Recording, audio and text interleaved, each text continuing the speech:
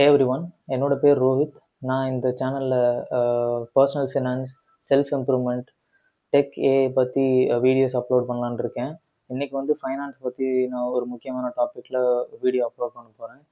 நீங்கள் 2026 தான் ஃபஸ்ட்டு உங்களோட இன்வெஸ்ட்மெண்ட் ஜேர்னி ஸ்டார்ட் பண்ண போகிறீங்க அப்படின்னா, அதுக்கான முக்கியமான 4 விஷயம் என்னென்ன பண்ணணும் அதுக்கு முன்னாடி அப்படின்னு பார்த்தீங்கன்னா, அதை தான் நான் இந்த வீடியோவில் சொல்ல போகிறேன்.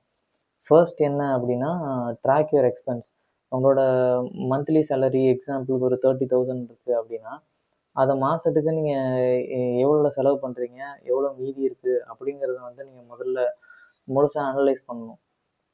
எப்படி அப்படின்னா, நீங்கள் மாதம் ஒரு நீங்கள் ரெண்ட்டு கொடுக்குறீங்க, இல்லை ஃபுட்டுக்கு செலவு பண்ணுறீங்க, இல்லை இதர செலவுகள்லாம் இருக்குது அப்படின்னா உங்களுக்கு மிஸ்லேனியஸ் திங்ஸு அது எல்லாமே சேர்த்து எவ்வளோ செலவு பண்ணுறீங்க, அது போக மீதி உங்ககிட்ட எவ்வளோ இருக்குது, அதை வந்து நீங்கள் முதல்ல கால்குலேட் பண்ணால் மட்டும்தான் உங்களால் ஒரு எவ்வளோ உங்களால் இன்வெஸ்ட் பண்ண முடியும் அப்படிங்கிறத வந்து உங்களால் கால்குலேட் பண்ண முடியும்.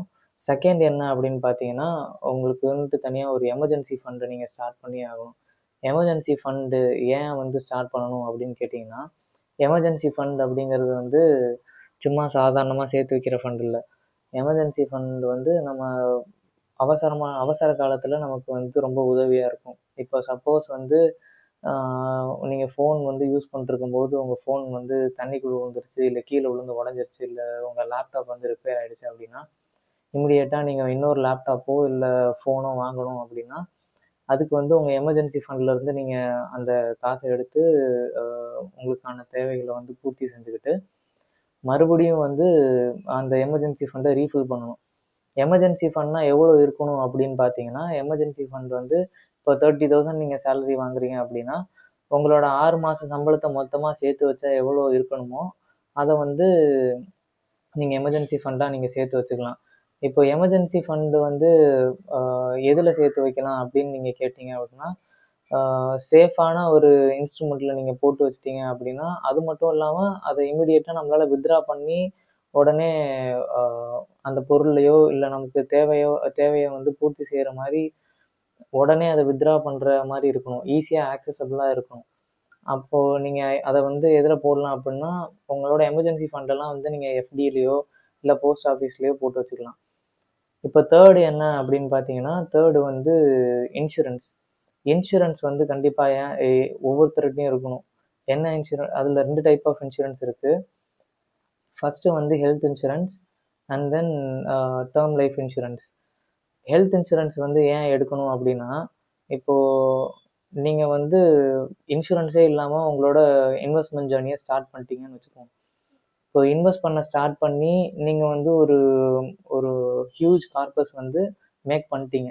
எக்ஸாம்பிளுக்கு ஒரு 60 lakhs வந்து நீங்கள் ஒரு கார்பஸ் வந்து பில் பண்ணிட்டீங்க.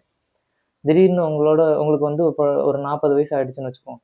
40 வயசில் வந்து உங்களுக்கு திடீர்னு ஒரு மெடிக்கல் எமர்ஜென்சி வருது. மெடிக்கல் எமர்ஜென்சி வரும்போது உங்ககிட்ட கையில் எமர்ஜென்சி ஃபண்டு ஒரு 4 லட்சம் வச்சுருப்பீங்கன்னு வச்சுக்குவோம். மீதி இருக்க இந்த ஆனால் உங்களுக்கு சொன்ன மெடிக்கல் எக்ஸ்பென்ஸ் வந்து ஒரு 70 lakhs கிட்ட சொல்கிறாங்கன்னு வச்சுக்குவோம். அப்போ நீங்கள் என்ன பண்ணுவீங்கன்னா, உடனே நம்ம தான் இதில் சேர்த்து வச்சுருக்கோமே, மியூச்சுவல் ஃபண்டில் போட்டு வச்சுருக்கோமே, நம்ம இன்வெஸ்ட்மெண்ட் ஜேர்னி ஸ்டார்ட் பண்ணி அதில் இருக்குல்ல, அந்த காசை எடுத்து நம்ம செலவு பண்ணிடலாம் அப்படின்னு நினைப்பீங்க. அப்போ அந்த காசை எடுத்து இதில் செலவு பண்ணிட்டீங்க அப்படின்னா, மறுபடியும் நீங்கள் ரெக்கவர் ஆகி வரும்போது உங்ககிட்ட காசே இருக்காது. மறுபடியும் நீங்கள் ஃபஸ்ட்லேருந்து உங்களோட இன்வெஸ்ட்மெண்ட் ஜேர்னியை ஸ்டார்ட் பண்ணுற மாதிரி இருக்கும். அதுக்காக ப்ரியராக நீங்கள் முன்னாடியே ஒரு ஹெல்த் இன்சூரன்ஸ் போட்டு வச்சிட்டிங்க அப்படின்னா, நீங்கள் வந்து ஈஸியாக வந்து அதை ஹாஸ்பிட்டலில் கிளைம் பண்ணிக்கலாம். அதுக்குன்னு நீங்கள் மாதம் மாதம் ஒரு ப்ரீமியம் வந்து பே பண்ணணும். உங்களுக்கு எந்த ஹெல்த் இன்சூரன்ஸ் வந்து கரெக்டாக ஃபிட்டாக இருக்கோ, அதை வந்து கரெக்டாக பார்த்து வாங்கிக்கோங்க. 4வது விஷயம் என்னன்னு பார்த்தீங்கன்னா, செட் கிளியர் ஃபைனான்ஷியல் கோல்ஸ். உங்களோட ஃபைனான்ஷியல் கோலை வந்து நீங்கள் கிளியராக வந்து நோட் பண்ணி வச்சுக்கணும். என்ன அப்படின்னா, இப்போ எனக்கு இன்னும் 4 வருஷத்தில் ஒரு கார் வாங்கணும், இன்னொரு 10 வருஷத்தில் வீடு கட்டணும், இன்னொரு 15 வருஷத்தில் என்னோட பையன் காலேஜ் போவான் அப்படின்ட்டு உங்களுக்கு ஒரு கோல் இருக்குது அப்படின்னா, அதுக்கு வந்து நான் எந்த இன்ஸ்ட்ருமெண்ட்டில் போடணும், இல்லை எந்த மியூச்சுவல் ஃபண்டில் போடணுமா, இல்லை ஸ்டாக்ஸில் போடணுமா, இல்லை கோல்டில் இன்வெஸ்ட் பண்ணணுமா, அதுக்கு வந்து நீங்கள் ப்ரிப்பேர் ஆகணும் முதல்ல. எனக்கு வந்து ஷார்ட் டேர்ம் கோல்ஸ் இது இதெல்லாம் இருக்குது, லாங் டேர்ம் கோல்ஸ் இது இதெல்லாம் இருக்குது அப்படின்னு நீங்கள் வந்து டிஃப்ரென்ஷியேட் பண்ணி வச்சிட்டிங்க அப்படின்னா, அதுக்கப்புறம் உங்களோட ஃபைனான்ஷியல் கோலுக்கு வந்து எந்த இன்ஸ்ட்ருமெண்ட் வந்து உங்களுக்காக இவ்வளோ இப்போ ரிட்டர்ன் தரும், இல்லை எந்த மியூச்சுவல் ஃபண்டில் போடலாம் அப்படின்ட்டு உங்களுக்கு ஒரு கிளியர் ஐடியா கிடைக்கும். மியூச்சுவல் ஃபண்டை பற்றி நான் புதுசாக இன்னொரு சீரீஸ் பண்ணுறேன். அதில் வந்து உங்களுக்கு மியூச்சுவல் ஃபண்டை பற்றி ஒரு ஃபுல்லாக ஒரு பேசிக் நாலேஜ் கிடைக்கிற மாதிரி ஒரு வீடியோ அப்லோட் பண்ணுறேன். வீடியோ பிடிச்சிருந்துச்சுன்னா லைக் பண்ணுங்கள், ஷேர் பண்ணுங்கள், சப்ஸ்கிரைப் பண்ணுங்கள். தேங்க்யூ, பாய்.